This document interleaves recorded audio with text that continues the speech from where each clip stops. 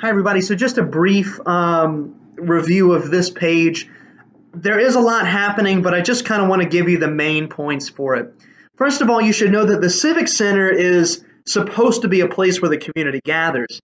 But in this space, the Civic Center is the place where everybody comes into the space as a whole and then chooses to try and move further and further away from one another.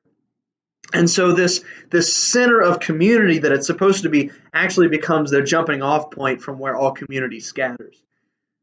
It's important then to notice that if that's the point that community scatters, that this entire space is defined by the fact that there is no community. Everybody hates each other, and they hate each other for different reasons. Some people think other people are stupid. Some people think that life is only about them. Some people think that they should assert their dominance through violence or through economics. All of this is just to say that everyone's existence in this place is about purely themselves. And that's really going to help us understand what this place is in the context of the story at large. Because this place doesn't actually get its own name until further along towards the end of the story. So that's important to understand. First and foremost is that this space is defined by a lack of community and, in fact, an orientation away from community.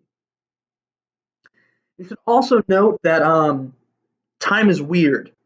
They talk about time like 15,000 years of our time, 10,000 years of our time. It takes light years to get back to this space. Those are all just trying to be approximations of what we would experience currently as time.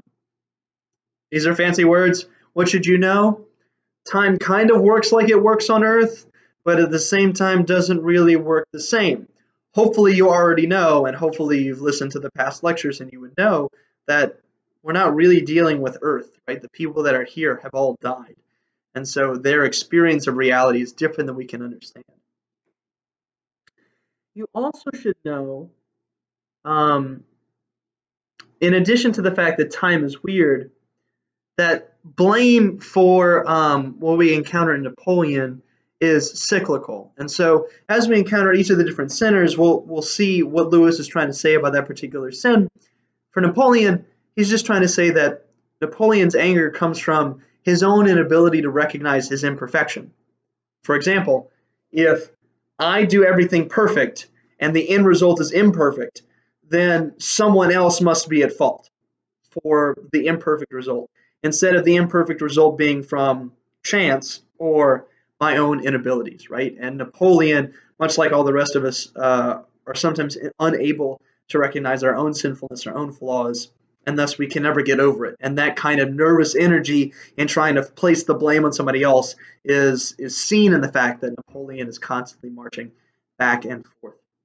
All right, guys, tune in for the next lecture for our final recap of today's readings.